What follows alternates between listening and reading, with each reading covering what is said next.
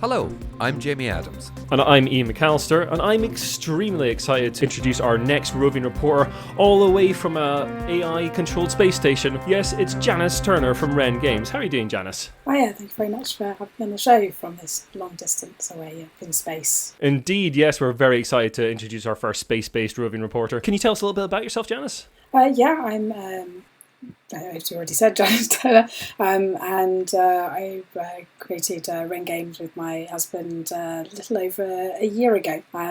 We did it just because we enjoyed making games and thought we'd have a bit of a punt and getting something out there that we enjoyed making. And it seems that other people have enjoyed playing it, which is fantastic news. Yeah, I haven't had a chance to play Assembly yet, but I'm really looking forward to trying to pick up a copy of that down at Games Expo. And I'm really liking the look of Sensor Ghost, which is your next game coming out in the not too distant future. Yes, coming on to Kickstarter on the 28th of May, so it's just a few small weeks away now. Along with a new expansion for Assembly as well, called Resequence and Override. Ooh, excellent. I may have to back that one and spend more money before Expo. Yay! Yay.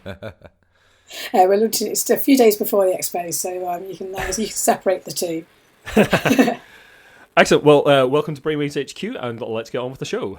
This is Brainwaves, bringing you the best in board game and tabletop gaming news. These are the headlines for the week of the 13th of May 2019. Get ready for a great Western trial. AEG turns off the game's faucet, and Steve Jackson Games hands in its report card. All this and more on Brainwaves. Yes, so we're starting off with a bit of legal news this week. Indie Game Studios, the recently formed collaboration between Stronghold Games and Indie Board and Cards, is suing Plan B Games. Now, Stronghold is, and I'll quote from the complaint here, is seeking monetary relief from defendants' acts of trademark infringement and unfair competition under the Federal Lanham Act, trademark infringement and unfair competition under Indiana common law and common law conspiracy. The basic too long didn't read of this is that Stronghold licensed the rights to print Great Western Trail from Eggerterspiel from August the 3rd, 2016 to December 31st, 2018. Stronghold released the game. It was extremely popular, sold out very, very quickly, and then they sought to do a reprint in June of 2017. Now, by that time, Eggerterspiel had been bought by Plan B Games, who did not grant the rights for a reprint. From the complaint, Plan B was well aware of the pent-up demand for the Stronghold version of the game in 2017 and the introduction of the nearly identical Plan B version early 2018 to satisfy the pent-up demand for the Stronghold version, improperly traded on Stronghold's goodwill and has led to consumer confusion. So basically, Plan B released their own version of the game after Stronghold had done a lot of the legwork in promoting the game and making it very, very popular. And Indie Game Studios would like recompense for that. The site I got this off notes that the original contract was not included in the complaint, so we don't know the exact details of exactly what the deal was between the companies, and it's unclear what the ruling would be at this stage because it basically involves international law as well as US law. The contract may include information about exclusivity and product rights, which would speak a lot to exactly what Plan B and Indie Game Studios are going to be fighting over. But yeah, it's interesting to see something like this actually come out and go into the public view. What do we think, folks? Have you had any legal problems at all, Janice, with like putting out Kickstarter games? Have you ever had to like sort of look to the legal side of stuff? Fortunately not, no. In my other job, I have had sort of issues with breach of NDAs and copying of products, and it is extraordinarily frustrating and very annoying. However, at the same time, I felt quite flattered that someone was wanting to copy my idea. So, I can understand it's going to be very frustrating for all the marketing effort that's been put in and the cost associated with that, and then someone else just benefiting from it. Particularly as it sounds like the reprint request was put in within the original agreement timeframe. From what I read, there was a little bit of confusion about exactly what product rights have been granted to Indie Game Studios for the product, and I think that was the bone of contention between Plan B and Indie Game Studios. So we'll keep an eye on that one for you folks, and if anything more comes of it, we'll report on that in a future cast. Now, on a slightly different note, is about AEG, who are now making a move to make less games rather than more, with thousands or potentially thousands of games coming out each year, and so many people going for a year of depth this year. Perhaps AEG have got this right. So John Zingsar has been stepped back from CEO to be the Director of Development, and their recent blog post has actually said about them making fewer games in order to focus on the games that they do put out by them. John thinks that focusing on fewer games will make sure that they can do better products and give much more focus and a push in terms of the marketing side of things, and be able to support each game more in and on its own, which potentially could only be a good thing, because if you spend more time on something, hopefully you get something that's better quality. Yeah. You'd hope so, yeah. Yeah, absolutely. And with Kickstarter seems to be becoming ever more full with more and more games, perhaps actually stepping back and trying to focus on one is actually going to be something that's going to be a positive move for AEG, but I guess only time will tell. In terms of expansions, having asked this on Twitter, the response back was that they don't know yet. They think that they might also do fewer expansions, but at the same time, if it's a good game and there's a good expansion for it and it's doing well, then they see no reason not to release it. So that one's still all under discussion and undecided. Yeah, it's interesting to see a big company like AEG sort of stepping back from the pressure of a big release schedule. Like, so a company like Days of Wonder basically puts all their eggs in only one or two baskets a year. They put out very few games. I was going to mention Days of Wonder as almost the poster boys for that, of going, we release maybe one or two games a year, and generally there's seems to be a lot of heart, soul put into them. Yeah, I mean, I'm not a fan of all their games, but the production quality is undeniable in Days of Wonder stuff, and they always have a big marketing push for it as well.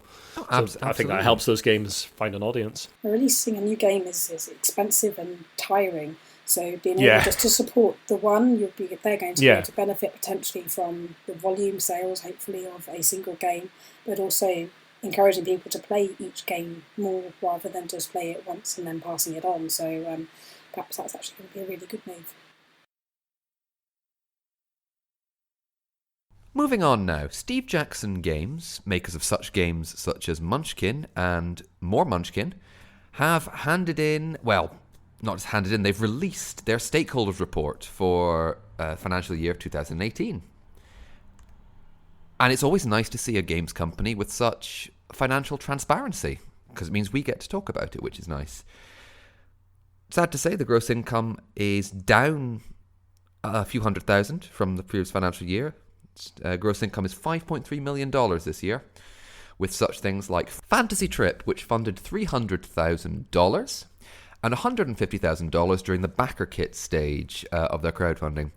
Munchkin itself, which included the newer editions of Warhammer 40,000 and the soon-to-be-released Warhammer Age of Sigmar variant, which are due to be released this year. And thanks due to Kickstarter, the 9 campaigns they ran in 2018. 9 campaigns, that's a bit mad. However, most of which delivered and were on schedule. Amazing. $800,000 through Kickstarter, which is not an insubstantial amount of money. And they also, relating to that Kickstarter, have 2 accounts on Kickstarter, which might make some people go, We covered this last time with Colossal Games, but funnily enough, Steve Jackson Games have, they have a track record of fulfilling their Kickstarters. They have Steve Jackson Games for properties they will eventually take to distribution, and Warehouse 23 for games that are purely Kickstarter exclusives. I like that idea, separating out those two things, being very obvious about it. It's kind of good. Again, transparency. Yeah. Unfortunately, there's always highs and lows. Low points is the much vaunted Munchkin collectible card game, which was released last year. Didn't really do as well as hoped, and even though there was another set designed and soon to be released, they've pretty much said it's dead in the water, and the new set is currently on hold. So we've no idea when that'll see the light of day. The Kickstartered expansion Munchkin Magical Mess, they have also said was a victim of the new for only a few weeks attitude. What we were talking about earlier, the fire and forget almost. So unfortunately that seems to also be dead in the water, unfortunately. Yeah, it's interesting to see Steve Jackson and AEG Games both sort of talking about the more, as Steve Jackson says in their report, the more ephemeral nature of some releases, as we were just talking about, the sort of fire and forget nature of some releases. And I do wonder if more companies this year are going to come around and sort of try to release fewer games and support them with those marketing pushes we were just talking about. Steve Jackson also note that Asmodee have got a ravenous appetite for companies as well, continuing to buy up smaller groups and basically gain a monopoly in certain areas. Hang on a second. I wonder if that's a worry. Are you trying to say Asmodee is some kind of ravenous corporate thing that will swallow up everything? Well, the problem in the UK is that they are also the owner of the only major distributor. And I think that's less of a problem in the States, where there are other distributors. But in the UK, basically, you have Stevium, which is another Asmodee-owned company, pushing out Asmodee-owned games. You also have Cold Spring, which is Asmodee-owned. Is Cold Spring Spiral Asmodee? Galaxy, who isn't? Yeah, I didn't realise that until actually. So they do. Yeah. They really do have a monopoly here. Ladies and gentlemen of Brainwaves, this was your mandatory Monopoly reference for an episode. I'm afraid we don't have a news story about it this week, but we still managed to just crowbar a bit of Monopoly in there. Hope you like it, Ian. Do you distribute through Stevium at all, Janice, with Assembly, or are you mostly doing that yourself? I actually managed to do both Stevium and Spiral Galaxy. Ah, very good. So, yes, I worked with the small people and the bigger people. Oh, great. Well, it's good to see. It's good to see that they are supporting smaller designers and pushing out those games. No, Asmodee were actually very good to work with, and have been continued to be very good to work with. Fantastic. Stevium, yeah, it's the same thing. I first visited when there was at Asmodee rather than Stevium, and the signs had all been changed. But no, they've been very, very helpful and very good to work with, actually. And, they've been helpful.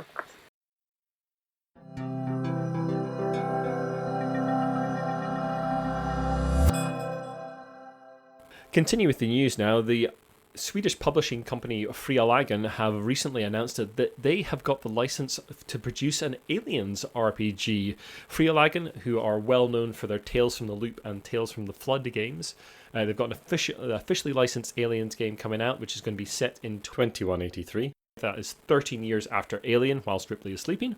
2 years before Alien Isolation. I looked this stuff up because I wasn't exactly sure when I looked it up. Set in the canon. Oh, did you put that one in? Yeah, I looked it up. I was the Aliens. I was a little Aliens nerd. Or Alien, sorry. Alien.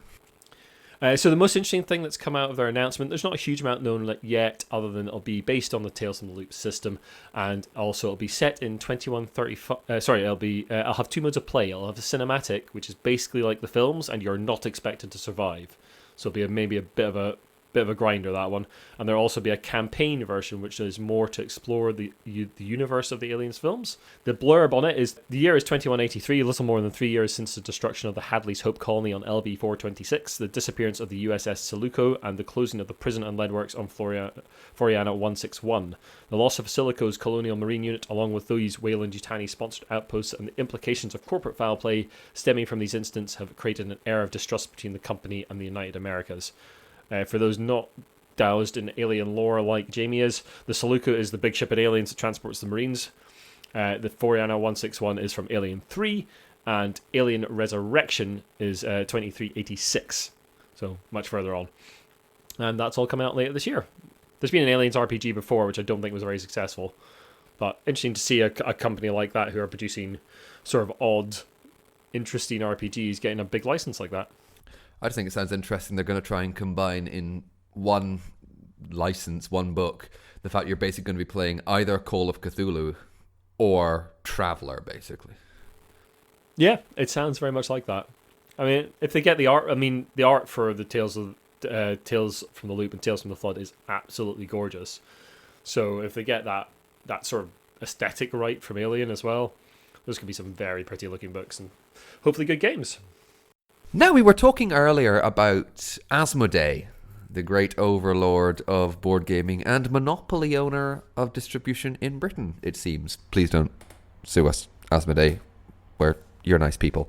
Anyway, they announced a wee while ago, and we reported it a wee while ago, that they were going to be releasing Media Division.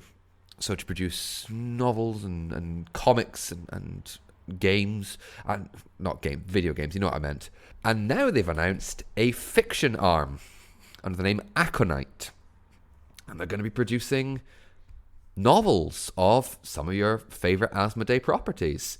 It's a plan for a monthly publication schedule from around 2020, so next year.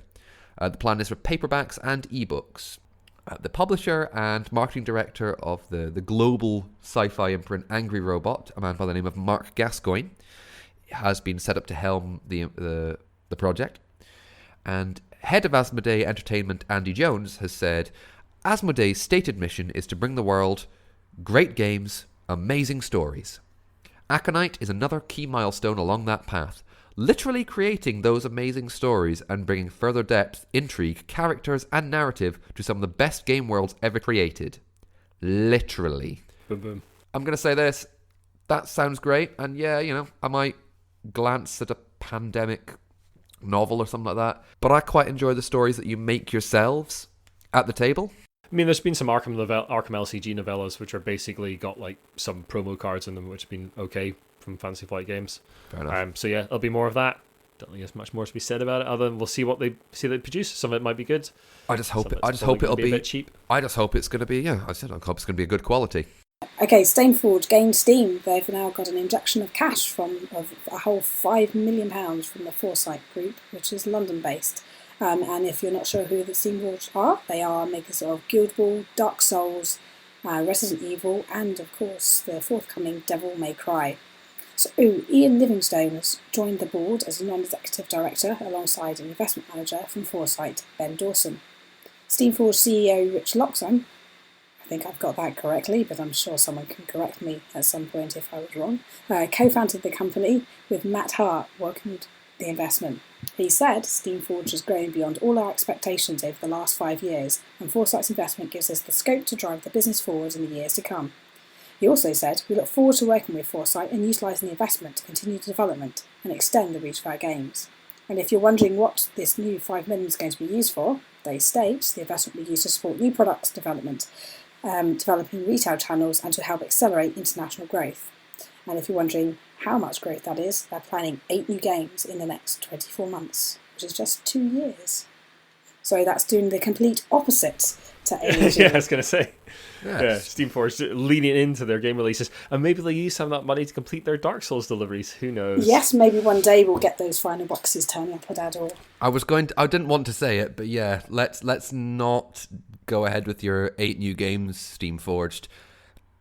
I mean, it's interesting, but let's already fulfill the ones you have and have in development, like Horizon Zero Dawn. Yeah, I mean, it's interesting to see an actual investment company putting money into our hobby like that. I mean, I'm sure this kind of thing happens all the time in the background, but it's interesting to see it happen so publicly. To see even Ian Livingstone involved in that and on the board, admittedly as a non-executive director. But yeah, it's a sign that the hobby is still growing and that people are looking at it as a potentially money-making thing for them and are happy to invest that level of money in essentially a fairly new company. I wouldn't say it's new terribly anymore. old. Yeah. Steamforged are 5-6 years old now, something like that. They said they're about over the last 5 years, so I guess they're about 5 years old. Yeah. And generally for a company that's still relatively new, was what most fell within the first 2 to 3 years, so they're now out of the...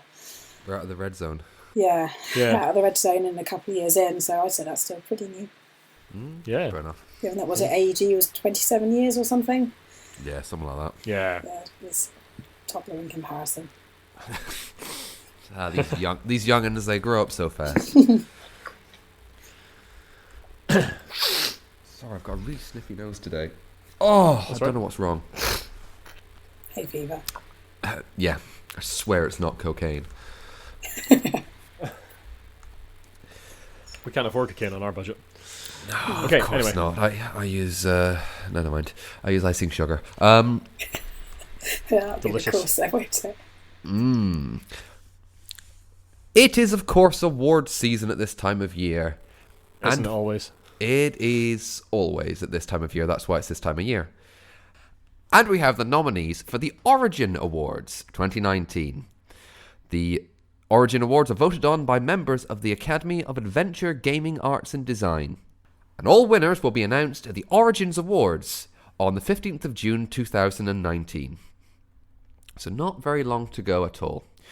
Usual board games, card games, role-playing games, not fantasy games, family games, miniatures, role-playing accessories, and such like. For example, the board games category this year, it's a lot of the heavy hitters from this year. Brass Birmingham, Chronicles of Crime, Everdell, Root, Rising Sun, which I thought came out not last year, because obviously that would come out, but the previous year. Shows how wrong I am. I think it maybe hit retail in the last year, but it was on Kickstarter before Of course, I am a numpty. Yeah, there's not a lot of surprise on this list. I do question Vilnius being in card games. I mean, it's principally a game with cards in it, I guess, but I would call it a board game personally. But that's that you could have an entire podcast series about what's a card game and what's a board game. But yeah, there's not a huge number of surprises in here, really. I don't think the family game stuff I don't really know too well. I've heard of Tea Dragon Society game When I Dream. Spy Club sounded quite interesting. But yeah, I don't think there's a huge amount to say in there. Role-playing games are full of the heavy hitters you'd expect.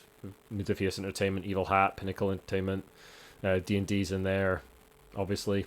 And the Masks of Nyarlathotep slipcase set for Call of Cthulhu is also in the role-playing supplement, which, considering its vaunted history, and we talked about the designer sadly passing away. So yeah, I can see that winning that this year. I think it might just. I mean, the other ones it's up against are Dungeons and Dragons, Mordenkainen's Tome of Foes, which was an alright supplement. It's nice fluff. Legend of the Five Rings, Emerald Empire. I haven't read, so I'd say, any of the Fantasy Flight, Legend of the Five Rings supplements. Yeah. And Star Trek Keyforge is in there in collectible games, which is nice to see. Brainwave's favourite. Keyforge around here. Yeah. Oh, Sam, wherever you are, I hope you have your Keyforge. Indeed. Well, he'll need it to get back. Really not much more to be said, but we'll let you know the winners when they're announced. And also in other news, there has been yet another Kickstarter suspended recently. This time, rather than being a reputable company who may have had a number of outstanding Kickstarters, this is a new company that seems to have tried it at least 3 times. The suspicion is that this one may be an attempt to defraud, but we don't know what the actual case is. All we do know is that they have attempted this 3 times. Each time Kickstarter has suspended their account and the Kickstarter, and each time the creator has created a brand new account and tried it again. And quite interestingly, on one of their campaigns, someone in the comments asked, why has it been suspended? And the creator responded, maybe Kickstarter knows we will recreate a new one, so we will remake a new one on Kickstarter soon. So here's another one. Are Kickstarter cracking down on this, or and when will we see the next campaign by Play 11 Board Games entitled, what was it called? It was called Devil Ring: Age of War. But so, yeah, they go. Keep an eye out for that. Target of something like £49 or something like that was their final target after failing on their £4,000 targets. Yeah, I think that's one of the reasons they've been pulled is like such a low target. It's like, well, you can't produce anything with that level lower target. It's interesting to see Kickstarter starting to crack down more. Certainly, we were reporting last cast about them cracking down on Colossal Games for basically having multiple concurrent running Kickstarters through different accounts. Hopefully this is the start of Kickstarter actually implementing their own rules. That'd be good. I mean, last time we talked about Colossal Games and the suspension of the Kickstarter for Solar City because the company CEO basically cut and run and tried to flee the country. He basically cut and run, and basically a bunch of mismanagement rather than actual fraud, I think. Okay. So that was mismanagement predominantly, but Colossal Games was more just the multiplication. And we saw that, we went, oh, that's a bit ridiculous. How often? And then the next cast we do, this is just blatant fraud. I mean, goodness sake. It's nice that board games are now such a thing that people will go, ooh, let's do some organised crime with it. Let's do some serious stuff. Let's not worry about drugs. Let's defraud Kickstarter backers. Well, there was one about 6 months ago that was doing hundreds of thousands. That was because it eventually got suspended sort of shortly after it funded or something, but it was like plummeting hundreds of K a day towards the end as people. Yeah, it was. I think it was under 24 hours before it suspended. I can't remember what it was called. It was like Sands of something or other. We reported on it in a previous. Was that the one that was basically the exact same game, or like the manual? Yeah, it was a carbon copy of another game, like down to the manual had been copied and pasted. They copied and pasted, I think, different sections from different Kickstarters, and the rulebook was also almost a copy paste job from another one. So they had split their sources slightly, but there was quite an interesting one to watch. That one sort of burned down at the time. I mean, I'll say what I said last time about the Colossal one is that the actual fraud on Kickstarter is still vanishingly rare, but not that vanishingly rare. I think a lot of it is actually down to, when it doesn't happen, is down to people underestimating what's going to happen, and then there are the occasional fraudulent ones. Yeah, there's the occasional fraudulent one, but like you say, like most of the time when a Kickstarter fails, it's not maliciousness, it's just mismanagement and just people getting out of their depth a lot of the time. Moral of the story, kids, do not defraud. Yeah, and again, be careful what you back on Kickstarter. Kickstarter is not a store. Yeah, check the comment sections regularly, just because if there's something there that's not quite right, you'll probably find it in the comment section. So don't back and run. Check back before the end. I think it seems to be the unsaid implication now is like, whenever we talk about a Kickstarter story, it's always going to be careful what you back on Kickstarter, and check the comment section. And talking about Kickstarter, let's go to Brainstorm.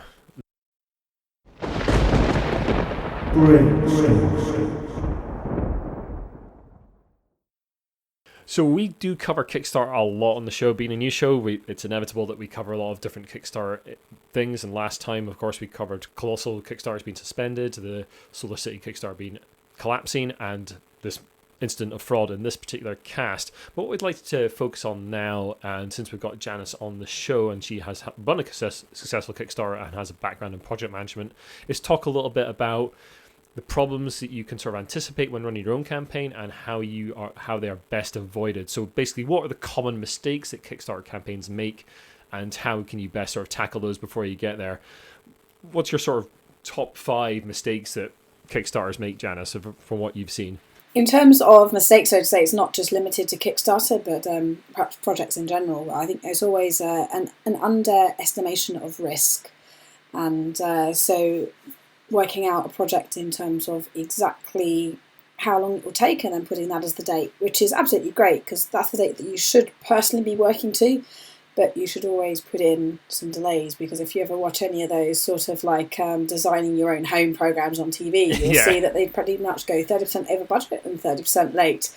So I suggest, as a good rule of thumb, always put in about 30% extra time and about 30% extra, well, maybe not 30% extra budget, but probably at least minimum 10, if not 20%, because there will be things you've forgotten, there will be things that you haven't planned in, and they will creep in. And if you don't have a way to pay for it, then how are you going to produce the games? So make sure that you are financially covered, and in terms of schedule, you don't really want to annoy your backers too much, so make sure you put a realistic schedule in there with a little bit of slack, because even if the manufacturing process goes absolutely smoothly, there might be other things that don't in your personal life, which can also cause delays. Yeah, it's a good thing to remember, actually, that a lot of Kickstarter campaign people like yourself you're just individuals. You're not like big companies, and sometimes personal stuff gets in the way of those things happening. And that's something backers need to keep in mind for being patient. But yeah, also, like you say, the campaigns need to keep that in mind for factoring in that extra time and money of delays and getting that sort of stuff sorted out. And then there's also different shutdowns in different countries. So they have different bank holidays, they'll have different peak seasons, they'll have different seasons where people have most of their holidays rather than sort of bank holidays. So you've got to take all of those sort of things into account as well. Yeah, especially like sort of Chinese New Year, that's one that affects board game companies quite a lot from things I've read in the past, and people getting delays. I remember one of the early Kickstarters I backed was 2 Rooms and a Boom. Yeah. And I think that came in 2 years overdue, because they decided that at some point during this is something I'd like to talk about, is like stretch goals. I think are one big problem for Kickstarters. They tend to stretch and stretch and stretch to try and get that extra money, Yeah. And they haven't necessarily, like you say, they haven't necessarily planned in exactly how to tackle those things down the line. So Two Rooms and a Boom went from being normal cards to being plastic cards. Yeah. And unfortunately, it's a hidden roll game, and one of the problems they found during manufacturing was that the rolls could be seen through the plastic. Whoops. So they had to keep trying to reprint them to get that right, and it took them forever to actually work that out. And by the time I got the thing, I didn't want to play it anymore. It's just like I just got this tiny box of cards. Yeah. I was like, I've waited 2 years for this. Just gave it to a friend who really wanted it. It's just like, I just lost my enthusiasm for it completely. And of course, because they're plastic cards, the first thing I did was take them out of the box, unwrap them, and then throw them all over a room. Because they're plastic and slidey. I really don't like plastic cards. I really hate them. I didn't understand the stretch goal because it's like, as any game designer knows, the first thing that most gamers are going to do when they get a deck of cards is they're going to sleeve it. Yeah, to be honest, my cards that I take to conventions, a baby wipe on them afterwards, cleans them up good as new. Top tip there. Yeah, Nice. baby wipes on cards. They're actually really quite dirty. So you've literally had 3 days of constant play on these cards with lots and lots of hands. And literally, I just went through the deck with a baby wipe, and they were as good as new afterwards. And these are not plastic cards. That's why I carry hand cleansing gel around things like UK Games Expo. Must remember that for the next time. Yeah, with kids. But yeah, I think stretch goals are a real problem in Kickstarters because we see a lot with I think recently, especially with some of the big miniature Kickstarters, you see an almost incomplete game for the base set, and then like the stretch goals actually finish the game off. There's one recently I was talking to someone about that I can't remember the name of, but they just seemed to like not, the full game basically wasn't in the box, and you had to be pushed to buy in for more items, more add-ons, more extras to actually get the full experience. With sort of splitting the game into a game and a mini expansion as well, there's just a way to do that to try and get the buy-in and the base cost as low as possible. I think I've seen that sort of multiple times, but at the same time, you need to give as complete experience as possible, but people are very cost sensitive as well, so I guess it's the way that they try and do that.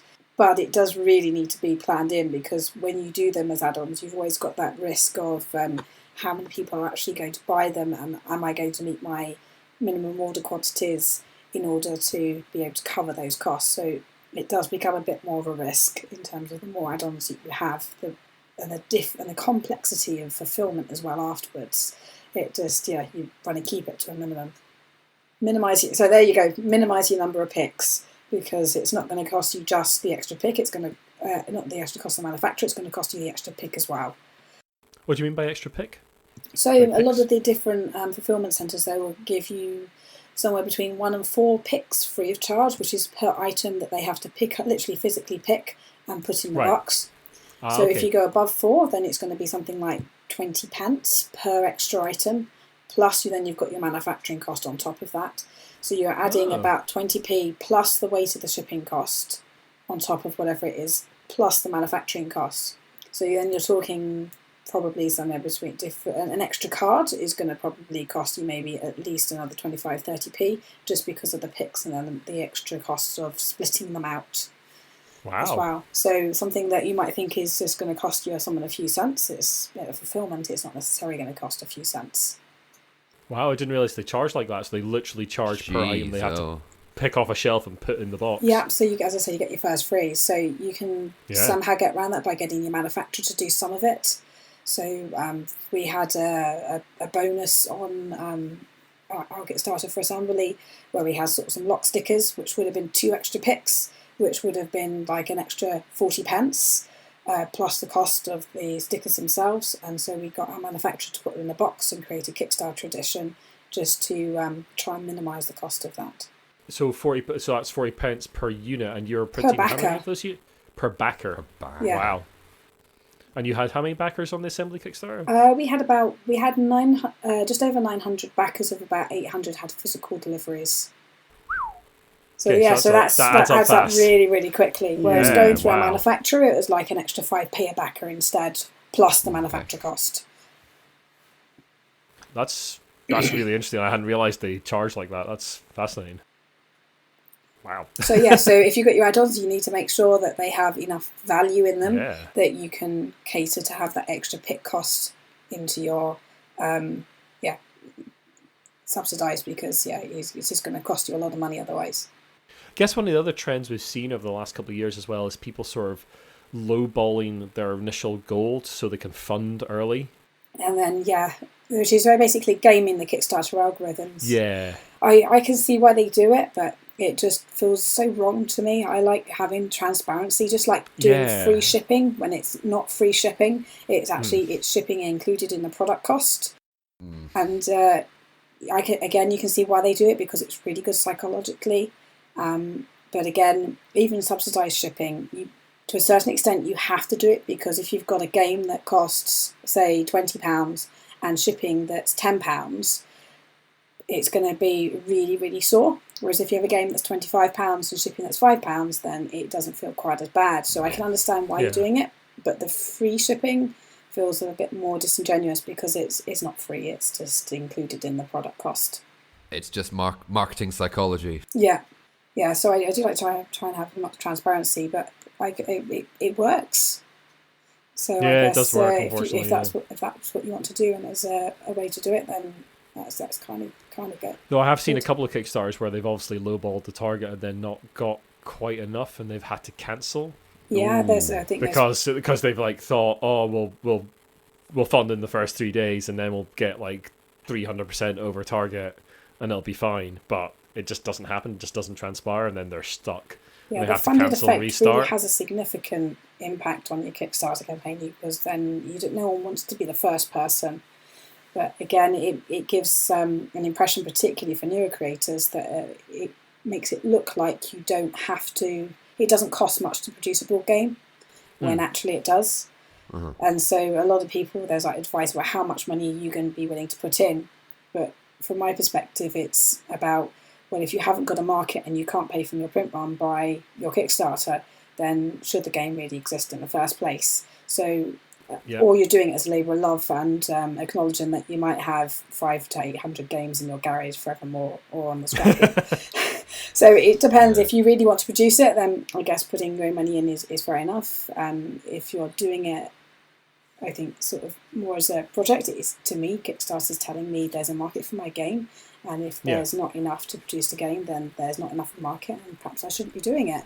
But obviously, in terms of those risks that I mentioned, you need to know where those are coming from, and that's probably the better place for where your money's going to. If you've got some money aside for it, that's probably where you want it, to make sure that you have enough to cover everything and every eventuality. So I had a load of games stranded in Germany because they was carefully unpicked, because it said send all the games plus all the extras. Because manufacturing, if you order to say 2,000 games, you're going to get 2,000, somewhere between 2,000 and 2,000 plus 10%, and you don't know exactly. Sure. And so when you're organising your shipping, you're going to say, I'll have the 2,000 plus all the overs. And so they sent me 2,000 and didn't send me any of the overs. And so then I had to somehow arrange to get all of the overs shipped over to me separately, which was not a pallet, but it was a very heavy, small parcel. Oof. Wow. Yikes. Yeah. Which is where Asmodee came in very helpful. They helped good. me ship them back, which was fantastic of them. Well, thanks very much for taking us through that, Janice. That's fascinating stuff. Yeah. Janice has written a series of articles called All Little Things That Add Up on Cardboard Vault. We'll link to that in the show notes. There's some really good advice in there. I recommend you check that out. Before we wrap up today, we'd just like to mention that Tabletop Scotland is on the horizon. It is August the 24th and 25th of this year. I am going to be running the playtest zone, so if you have a game in development and you are looking to get it in front of a bunch of eyes, then please do sign up to that on Tabletop Scotland's site.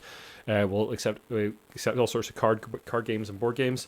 So do come along. We've got free 1.5 hour slots, and if you give a little bit of money to the charity that Tabletop Scotland are promoting, you can sign up for a 3 hour slot as well. They've got a bunch of other stuff going on as well. They've got a gateway zone, so if you're just sort of new to gaming or looking to get your family into games, come along and try that out. They had a great time with that last year. They've got loads of RPGs going on, including some special Dungeons & Dragons events and Dungeons & Dragons showing of the art of Dungeons & Dragons sort of documentary. Oh, very nice. That a couple of times. They've got Richard from We're Not Wizards is hosting a sort of Kickstarter seminar with some of the local designers here. So that's One Free Elephant, Dream Big Games. and I think the folks from Legends Untold or Bad Cat Games are going along as well. There's a huge bunch of other stuff going on there. They're going to be announcing more exhibitors and events over the next few months, and tickets go on sale very soon, so do check that out. Myself and Jamie and maybe Sam, if he's back from another dimension by then, will also be there. We'd like to give a special shout out to our executive producers, Lucky Sparrow Gaming Cafe. Sorry, there's been no Monopoly news this week, guys. We will get back to that next week. I'm sure some Monopoly news will bubble to the surface. But we got a mention of Monopoly in. We'll get that in, don't worry. And we'd like to thank Janice for coming along and helping us out with the news and being our roving reporter. We'll have to return you to space soon. But in the meantime, where can people find you on the internet? They can find me on Twitter at Dravin, Dravvin, or at Wren Games, that's a WREN, as in the bird. You can find me on our website, which is www.wrengames.co.uk, and again that's WRENGAMES. Fantastic. So thanks very much for listening, everyone. If you like what you've listened to, then the best way to help out the cast is just to share us around, drop us a review and rating on iTunes, and you can also follow us on Twitter at The Giant Brain, Instagram Giant Brain UK, Facebook The Giant Brain. Our website is giantbrain.co.uk, and I've been putting up some Expo previews. We will be talking about Expo a lot in the next cast, and our email is giantbrainuk@gmail.com. So if you want to comment on anything we've talked about today, or complain to make any kind of complaints, as Jamie was saying, then please do drop us an email. Thanks very much.